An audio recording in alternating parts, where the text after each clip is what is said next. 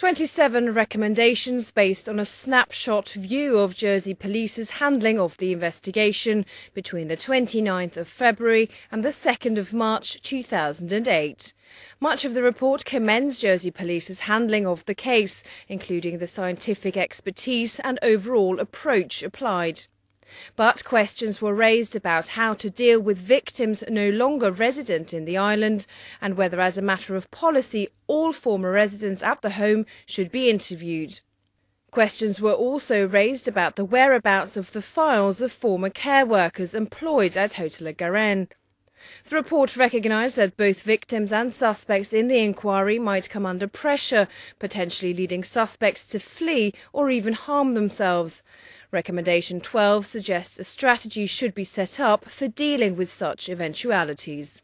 But the key finding in the report was relating to the Chief Officer of Jersey Police, Graham Power, who was suspended for his handling of the inquiry. The report found he wasn't directly involved in the investigation, but acting in an advisory capacity to the states.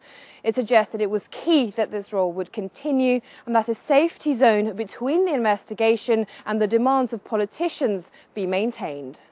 Another observation related to Senior Investigating Officer Lenny Harper. The report noted the fact he was still undertaking his role as Deputy Chief Officer while being responsible for the strategic direction of the investigation, making excessive demands on him. It was suggested that multitasking be avoided and that someone be appointed to free him of the duties of Deputy Chief Officer. Lenny Harper came under fierce attack in the aftermath of the investigation, particularly for his media handling of what was thought to be a skull fragment recovered at the site. The report found his media handling to have been correctly managed, despite it being unknown at the time whether it had indeed been subject to a violent act. The fragment was later confirmed to be part of a coconut shell.